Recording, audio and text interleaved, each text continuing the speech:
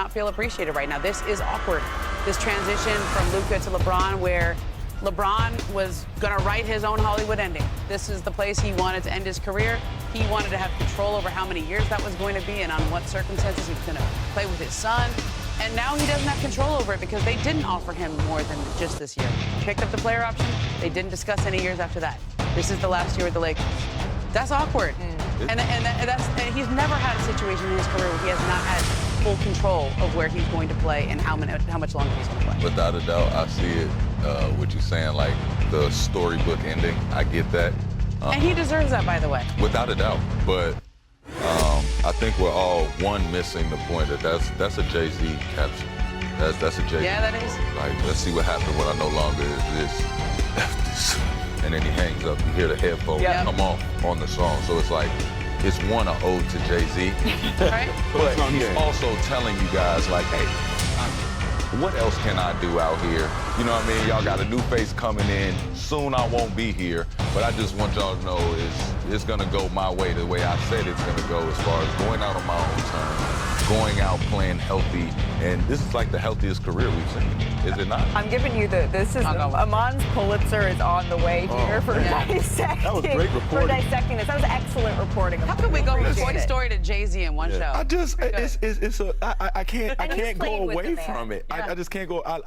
When I read the caption, I don't immediately think how a fan would think.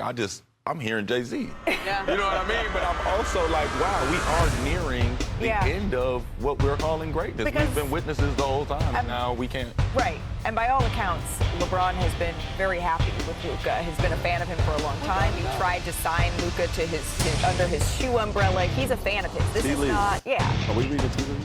Amon just read them. I would love for to see that pick and roll for a little bit, man. Yeah. See that pick and roll for a little bit, bro. Let me get 1-2 years, pick and pop, you know what I'm saying?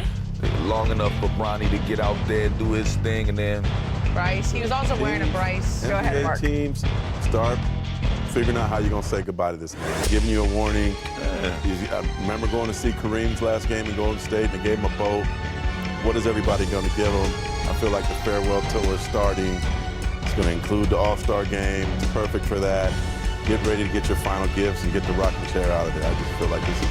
This is also what he does every summer. Like this late July, August, where he's like, remember a couple years ago he was like #Watch King. Yeah. And I don't remember anybody calling him Watch King. I think somebody might have. Yeah. probably got called. Oh, man. This is his like, I'm working hard in the offseason. I'm up at 5 a.m. This is my motivation, and I'm sharing it with all of you.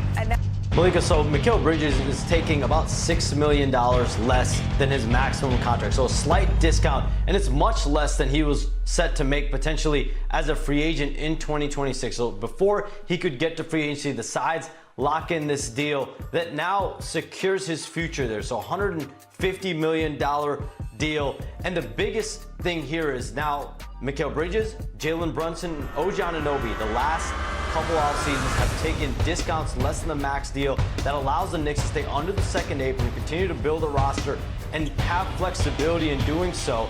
And Mikal Bridges, the most durable player in the NBA, guards all the top all-star caliber players around the league on a nightly basis. And so this is a Knicks team that now has Brunson, Mikal Bridges, OG Anunoby, Josh Hart, Karl-Anthony Towns, all locked in. They've got their top 5 players all locked in for the foreseeable future. $726 million total between these 5 players. And Mikal Bridges had the biggest question.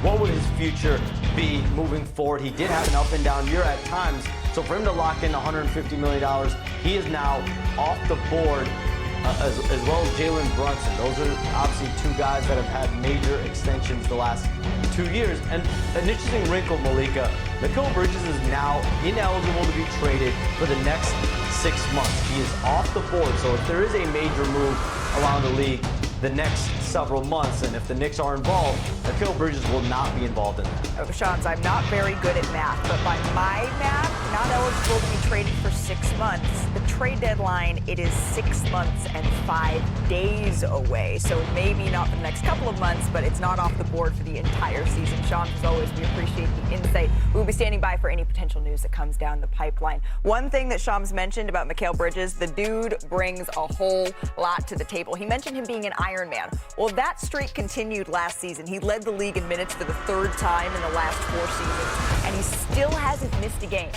ever in his entire NBA career. And after shooting just 57% around the rim in his last season with Brooklyn, Bridges shot 74% on those same shots in the 2024-25 season, second best in the NBA, behind only Jared Allen, according to Genius IQ. Now, Bridges also ranked 2nd in the NBA in most fadeaway jumpers, made fadeaways, that is, behind the MVP, Shai Gilgeous-Alexander.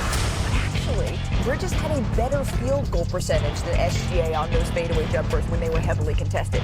Also, according to Genius IQ, Bridges lived up to his reputation as that lockdown defender, was one of just 6 players to take at least 1,000 half-court matchups against players to make last year's All-Star game. So, Amon, clearly he brings so much to the table here. I don't know that we saw the best from Mikal Bridges when you look at his entire season last year for the New York Knicks. Obviously, you think of those big blocks he had against the Boston Celtics, but how can the Knicks maximize it?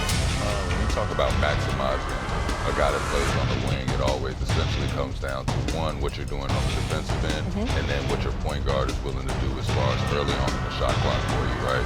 So making somebody like Mikal Bridges dangerous is getting him out in transition from pitch ahead so that he can be creative, he can get out there on the floor, enjoy himself. That's what gets you smiling, that's what gets you confident, and that's what starts making shots fall down for you. When you talk about a streaky shooter, making him a streaky shooter is when you give him less touches and expect more efficiency out of him. When you make sure everything's easy, you get out and pitch it ahead, you make sure he's playing in transition, you keep Mikal Bridges happy, and I think that's up to Jalen Brunson. Did they find something, though, when Jalen Brunson was out of the lineup? In those 15 games that he missed, Bridges averaged over 20 points a game. So now with Bridges back and Bridges back, and Jalen Brunson back in the lineup, they're going to have to find that magic while they're both out there. Well, Mike Brown's in this lineup, too. Yeah. And I think Mikal, if he's being honest, probably wasn't happy with how he's been used offensively since he's been with the Knicks. I'm not speaking for him, just my guess. This is the lowest points per game and shots taken since he was in Phoenix. But now Mike Brown is known for his fast play when he was with Sacramento. 22-23 season, they led the league in offensive rating and scoring. I expect the Knicks to play fast under Mike Brown, which should complement Mikal Bridges and his strengths. Look, I think they're going to play faster than they did last year, but they don't have De'Aaron Fox. De'Aaron Fox is the guy who made them play fast, right? And so I think they're going to change a little bit. One of the reasons why they wanted to make a change at coach was because there just wasn't enough versatility in that offense. Like, teams would throw a defense at them, and they didn't have enough adaptability. And so you see things like where Jalen Brunson is out, and then Mikal Bridges comes in and has an elevation, but when they're together, they're not able to necessarily lean on each other quite as much. Mike Brown's going to be tasked with making everyone better and having some versatility and optionality in how they play off. And Tibbs did have him 5th in offensive rating last year, so they did move the ball. Not Fox, but they do push it. Yeah, and I think the issue for the Knicks is they gave up a lot to get Bridges, 5 first-round draft picks. And so, Shams, he said, he took a little bit less so they can stay under the second apron. They still have to re-sign. They still have to decide how they're going to get Mitchell Robinson back and Karl Anthony Towns back. That's going to be some interesting salary cap management to stay under there and keep flexibility.